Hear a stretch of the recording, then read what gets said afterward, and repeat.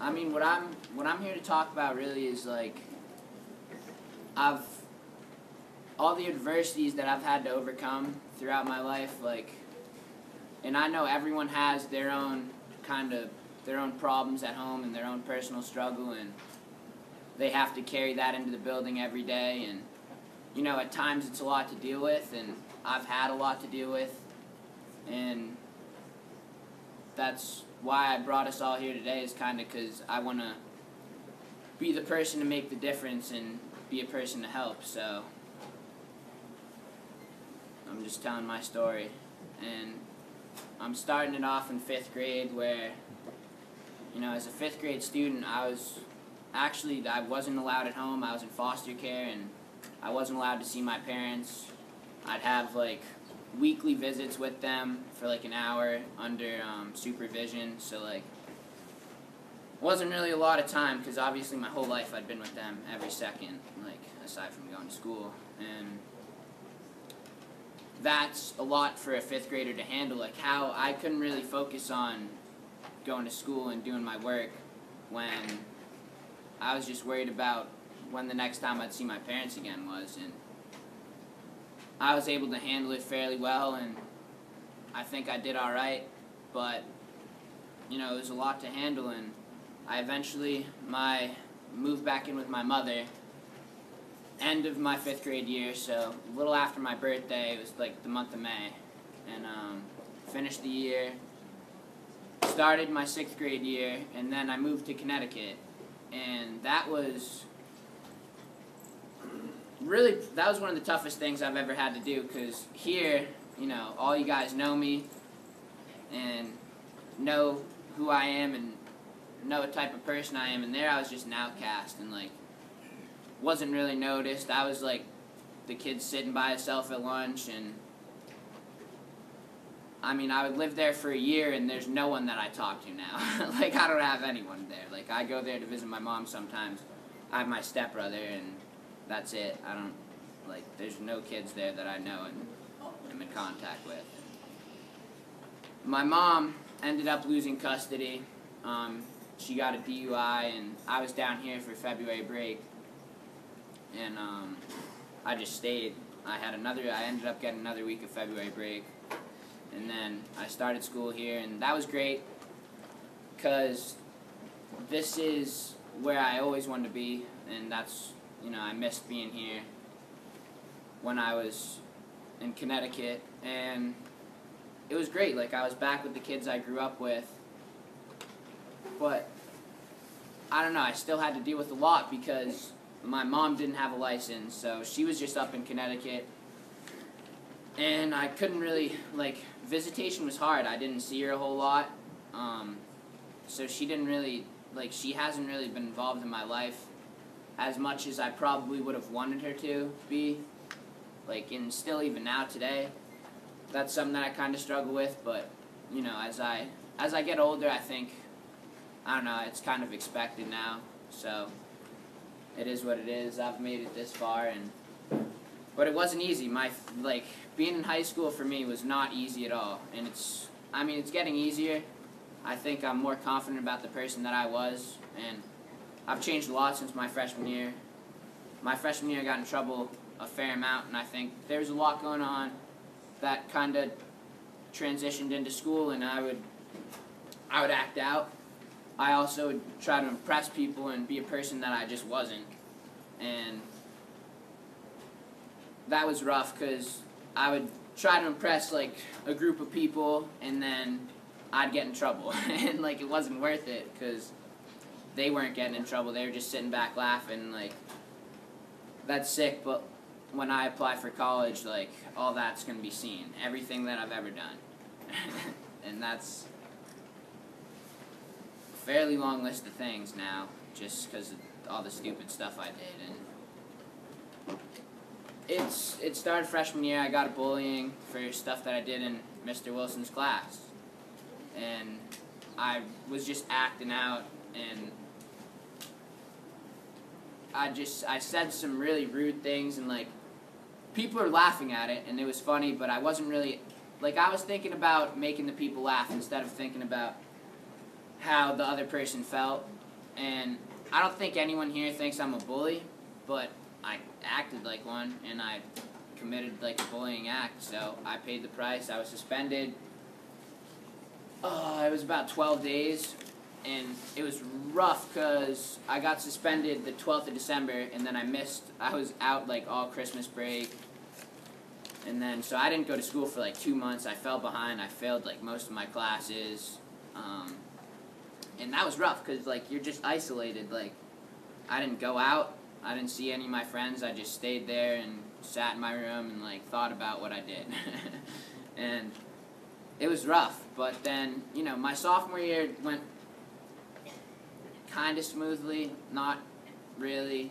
I mean, I didn't get in trouble as much as I did my freshman year. And then my junior year was just like everything that could have gone wrong went wrong, pretty much. I mean,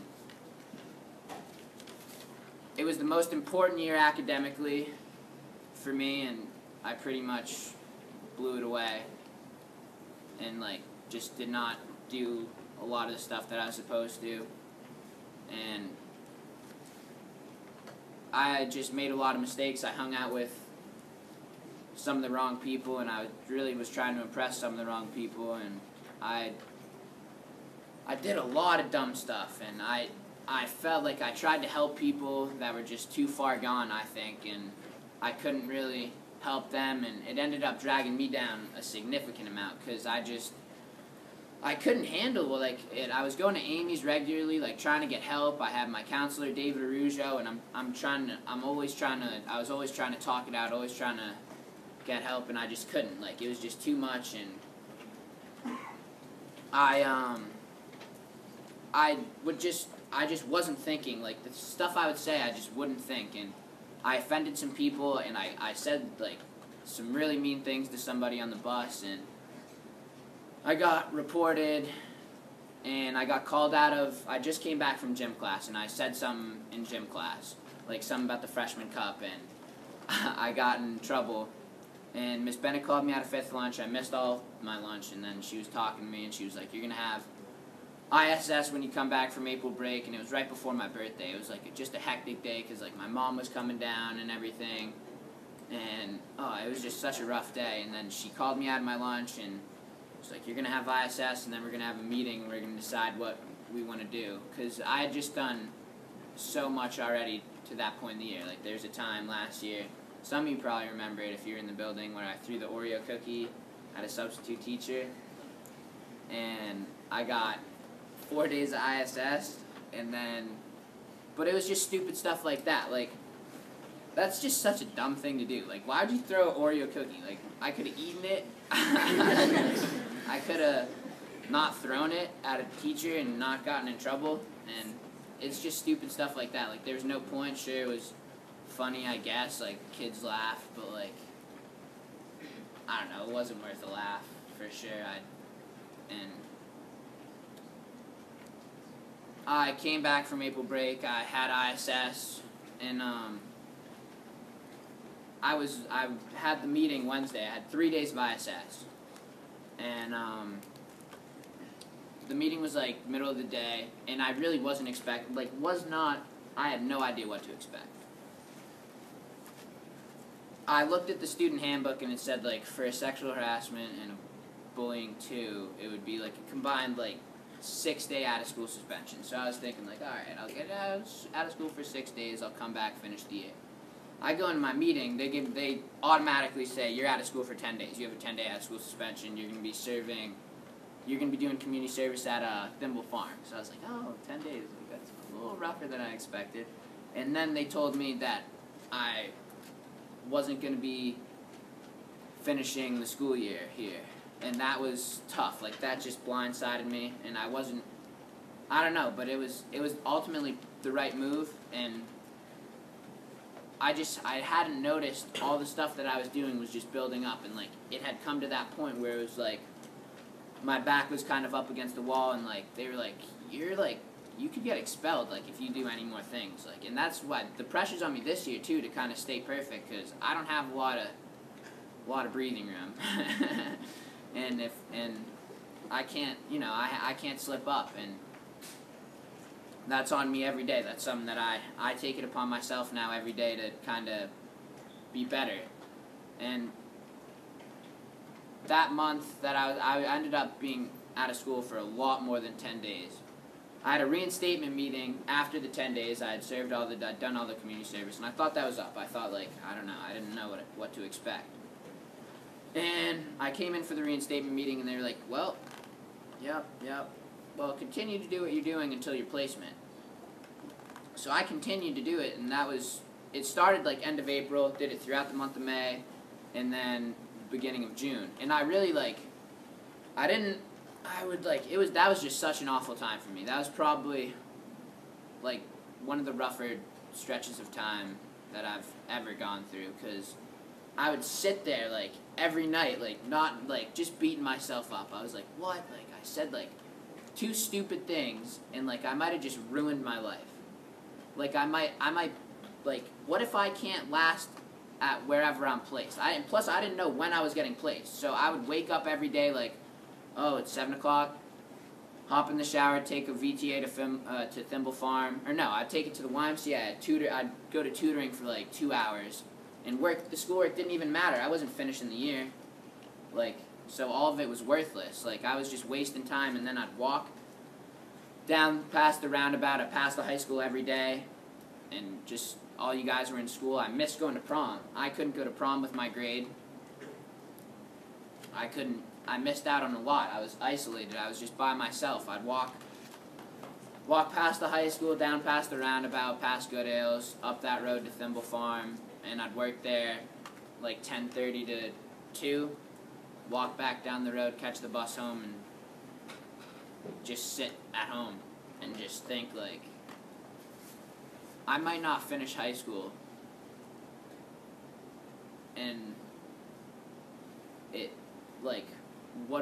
none of these, like, I'm sitting at home by myself. Like, none of the people that I was making laugh, nobody reached out to me.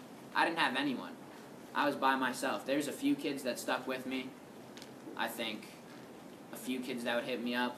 It was rough because, like, also, like, I had resource room with one of my best friends, and he was a senior, like, and I'll never go to school with him again. And, like, it wasn't, like, you know, you can kind of prepare to say, like, goodbye to the seniors, and, like, I was just blindsided, like, end of April, I'm not finishing the school year here, and that I'm never going to school with, like, the whole senior class last year. I didn't get to say goodbye. They were just gone. That was it. Never going to school with them again, more than likely. So, and that was rough. And I would just sit there, and eventually we visited a school in Middlebrow, Massachusetts, called Chamberlain International School. And it was the middle of nowhere, like, and it was kind of intimidating because you don't know what to expect. Like, it's a new place. And initially, they said I had to go away for 45 days, and Chamberlain didn't offer a 45-day program.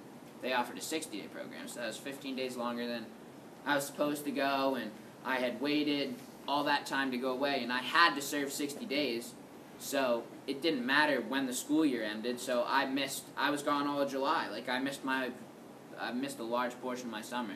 I think I came back August 8th. I couldn't come back right away, like, I had my meeting, and I knew I was going home, and then it was hectic because, like, Obama was down, so I couldn't get a boat back, so thanks, Obama, kept me at Chamberlain for, like, 4 extra days. But, yeah, so I spent 64 days there, but I didn't, you know, going into it, it was scary. I got placed the week after I visited it, and it was just a wild experience because you don't know, like, there's a wide variety of kids there. Like, there's a lot of kids dealing with their own, like, personal issues and have their own whatever family story. I mean, one of the kids that lived in my house was, like, born in Lithuania and was, like, homeless at age 5. Like, just walked around in the street, no shoes, like, and he got adopted by a family in New York, and he got in trouble. And he's just at Chamberlain now. Like, he's just turned 19 pretty recently, and he's been at Chamberlain for 4 years, hasn't gone home. And that was one thing that was scary for me throughout the time that I was at Chamberlain, because I had known kids. There's a few kids that went to high school here in the past that went to Chamberlain. They were like, yo, like, they say it's a 60-day program, but you're gonna be there for like a year. And I was like, because I'd be away from home for a year. Like, I didn't want to do that. Like, and I wasn't allowed to go. I didn't have any home visits throughout my 64 days there, so eventually I would have gotten them, but, like, I was scared. Like, I had to be perfect, or else I was, like, there was a chance I would never go to high school with one of you guys ever again. Like, I really felt like I could stay here, I could stay there forever. Like, I might not ever go home. And that was, like, awful. Like, there was just so much just kind of going against me, and I really thought, like, I ruined my life because I said 2 stupid things in class, and it's like I'm done. Like, I'm going to this school, and I really just felt like it was just the worst feeling in the world. And then I went there, and everyone just greeted me with open arms. Like, it's weird because it's a program school, so, like, no matter how different your struggles are and what you come from, there's kids there that their district pays for them to be there, and they don't have a lot, they're poor, and they don't really see their parents. And then there's kids that their parents pay for them to be there, and they're wealthy. Like, there's a kid, Nish, who has, this kid, Nish, that I met, he has one leg, and his dad's a surgeon. He makes he makes a fair amount of money, and he just pays for him to be there. Nish goes home, like, a few times a month. But he lives at Chamberlain for most of the time, doesn't see his parents a lot. And they just dump him there, and they can just pick up the tab, and it's kind of awful, because, like, I was thinking about it. Like, I kind of had a different situation than most people there. Like, I was there for kind of stupid stuff that I did, and it wasn't that, like, my parents didn't, like, I was too much to have at home or anything. Like, my parents wanted me home.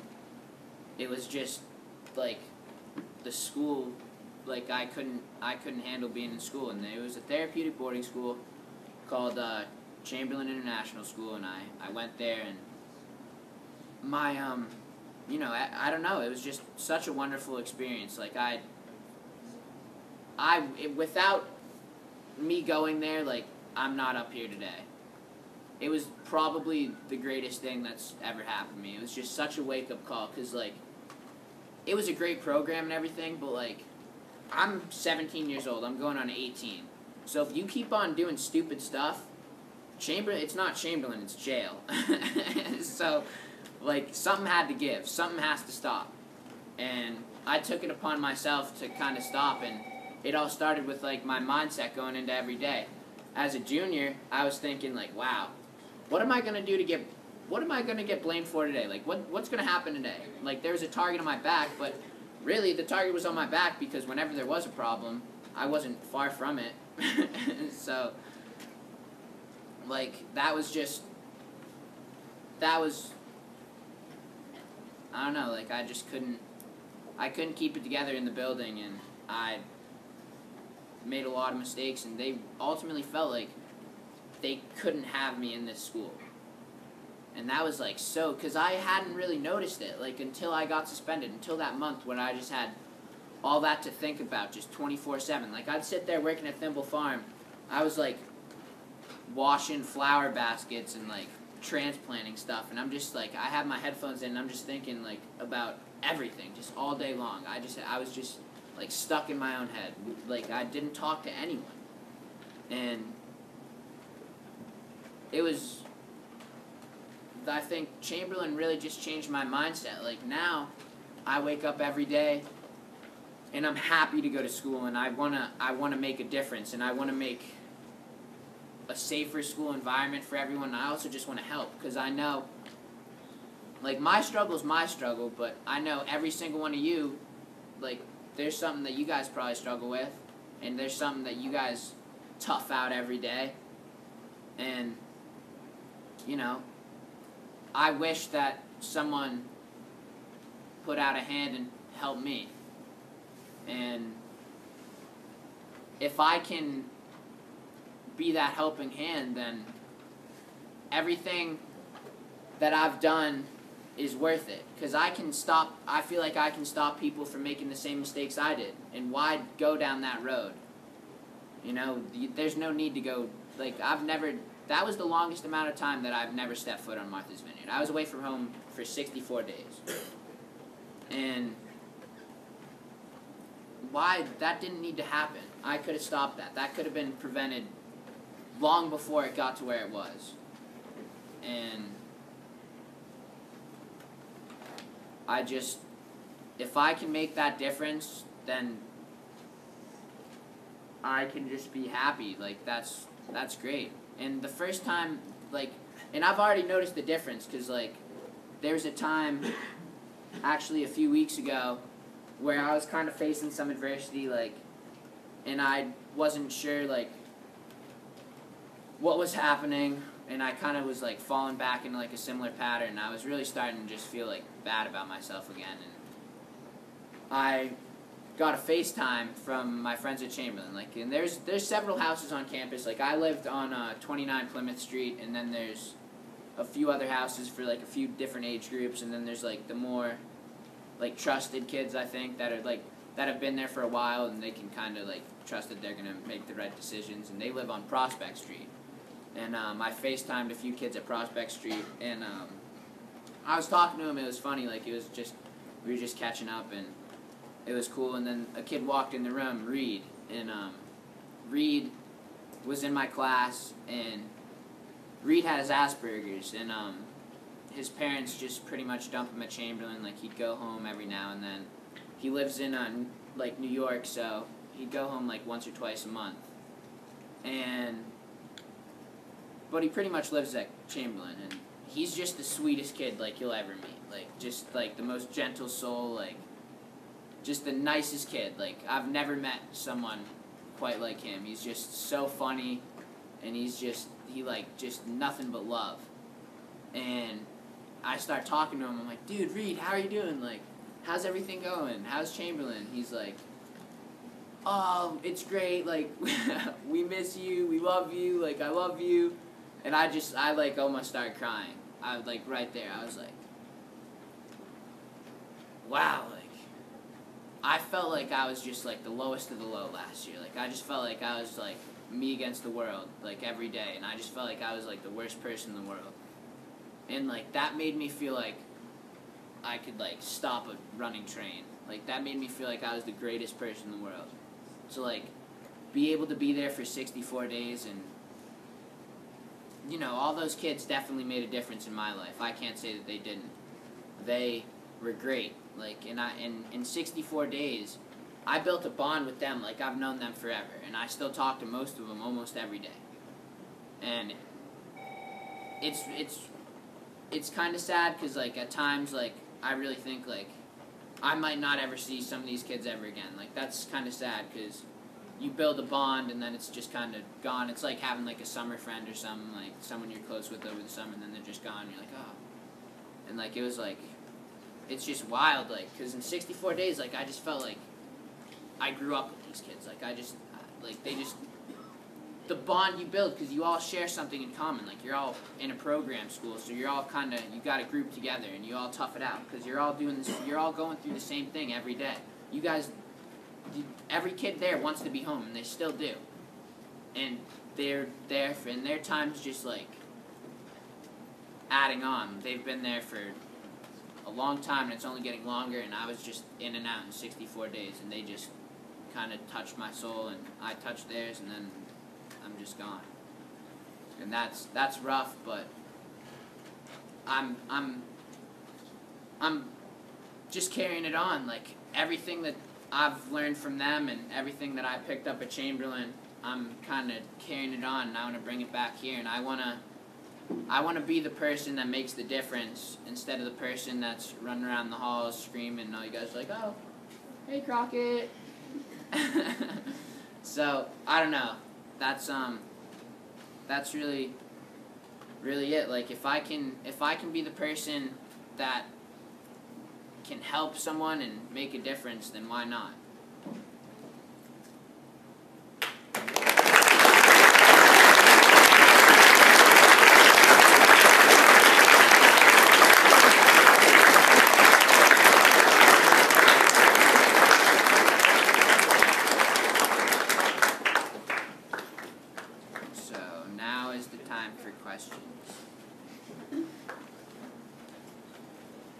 Curtis. Oh, you faked me out over there? I see you.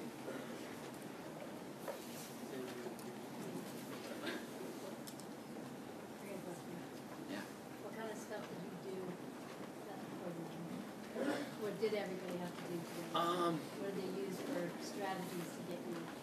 Really, like, I had my my counselor Tracy.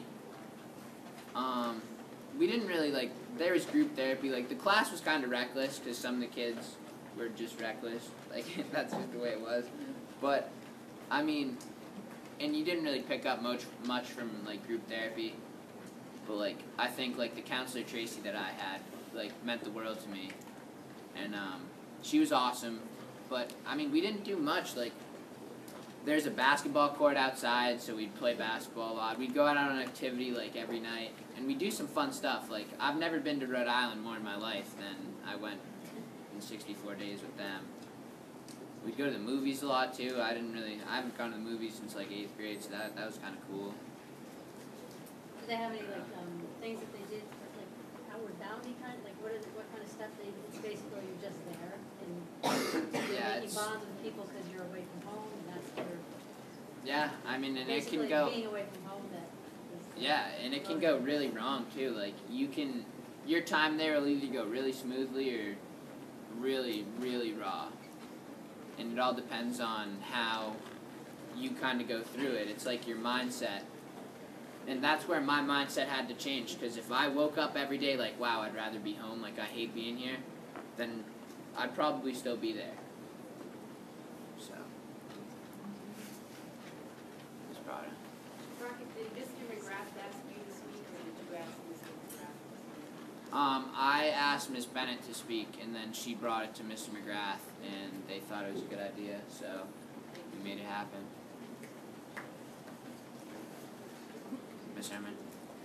Thanks for sharing your story, Crockett. Thank you. Are you on track to graduate in June with your class of 2017? Yeah.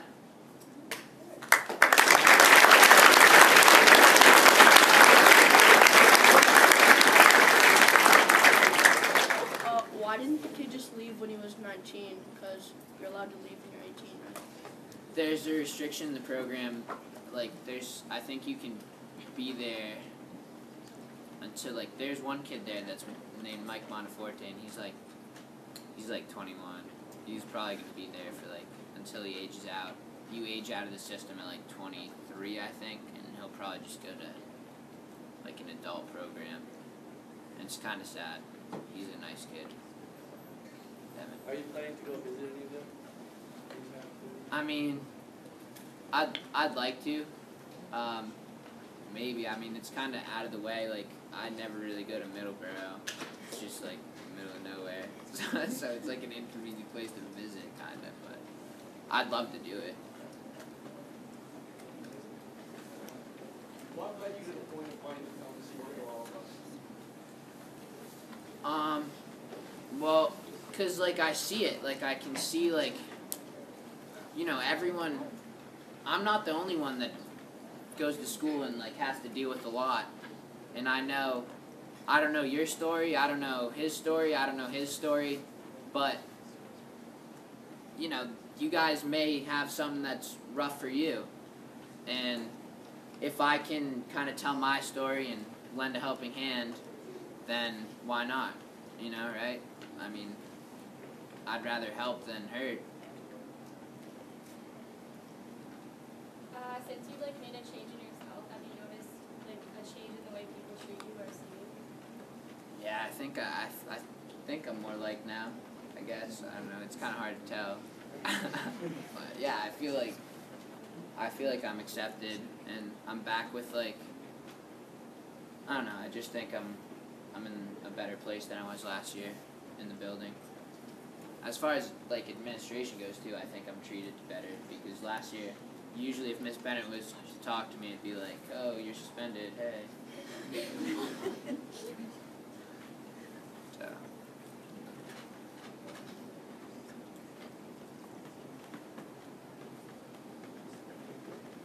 Crockett, do you think of some ways that, like some really concrete ways that you could go about helping other kids? Because when I look at, as an adult, speaking personally, and I see it in the school, it's hard as an adult to identify with problems that even if you had problems as a kid, sometimes it's hard to make that transfer, in the building.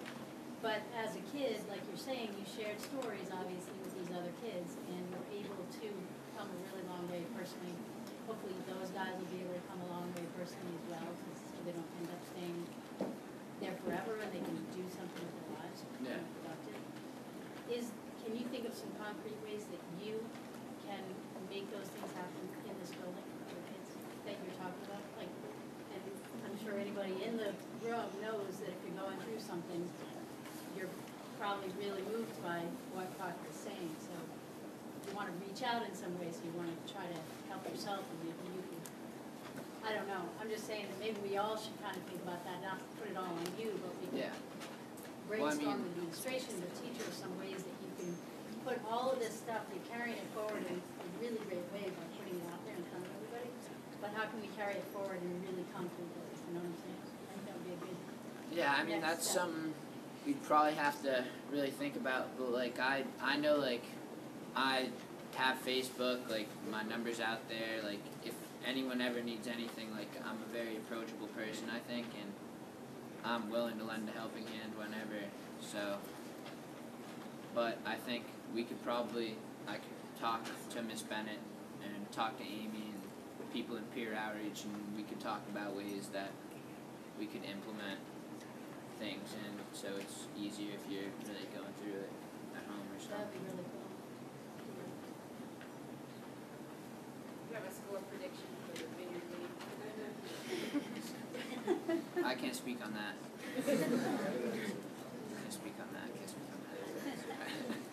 Crockett, if you could give your younger self advice, like maybe when you were a freshman or sophomore, and you were kind of in the middle of this stuff, or maybe advice to someone else that's in the same similar situation, what would you tell them? I'd say, this 4 years, or however many years you have left, it's about you, and I think you shouldn't do anything for it, like, don't go out of your way to do stuff for too many people that are, like, I don't know, like, I sacrificed a lot for people last year, and I didn't really get anything back, and I didn't end up anywhere but Chamberlain. So I would take it back and do this 4 years kind of for me, and try to put myself in the best position academically. I mean, because this 4 years is about setting up what you kind of want to do for the next few years after high school, like whether you want to go to college or not, and it's setting up like what you want to do kind of for the rest of your life. And I would have just focused on bettering myself and doing the best I could in the classroom instead of trying to impress everybody else and make people laugh. Because I think, like, for me, like, making a person laugh or, like, putting a smile on a person's face is, like, the ultimate accomplishment for me. And, that's why, like, if I can do it without hurting anyone else, and if I can do it just by helping a person who's down, I think that's probably the best way to go about it.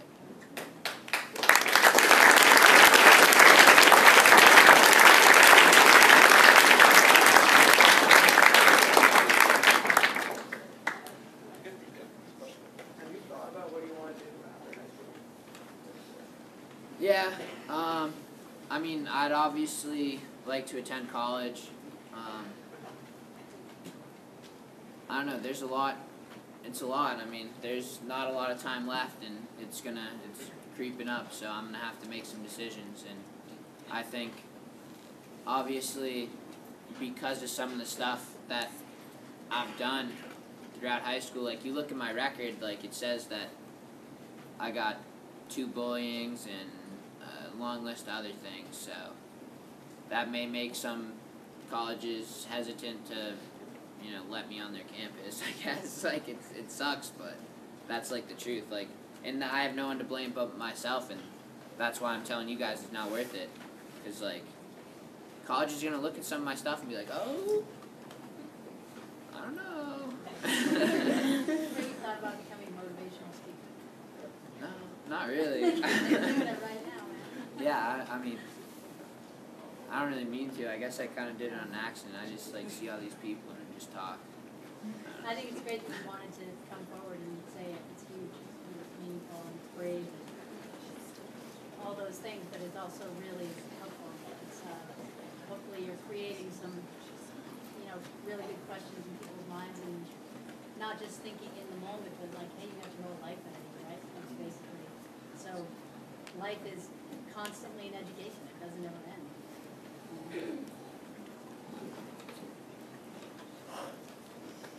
Time for one more question? Maybe two.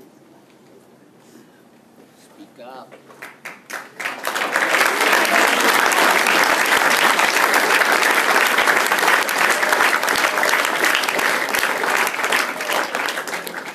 Okay, before we go, I just wanted to personally thank Crockett, because this is probably the highlight of all the time I've been at this high school. This is the coolest thing I've seen here. But I also want to extend it to you guys that if you have something you feel like you need to say or something you want to share, speak up. Just let somebody know. You can do something like this. You can share it some other way, but there's many different ways you can help your fellow classmates. And it's really a powerful thing, as you can see today. Do you have a question? Yeah. Were you nervous to come back to school after you went to? Yeah. I wasn't sure how I was gonna be accepted. Obviously, like they're just coming back from getting sent away, so that was a little scary. But I mean, like as soon as I started playing football in August, like shortly after I got back, and like got back with all the kids that I kind of grew up with, and they accepted me right away, and they showed that they were eager that I was home, and I started talking to like Jacob, Tucker, and all those guys kind of right away, and we started playing football together, and then we were together pretty much every day for the rest of the summer, and it's been that way ever since.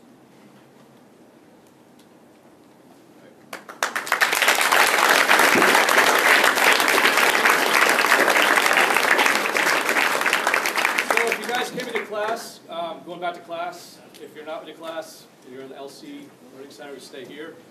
And thank you once again for coming, guys. You're a great audience. Thank you.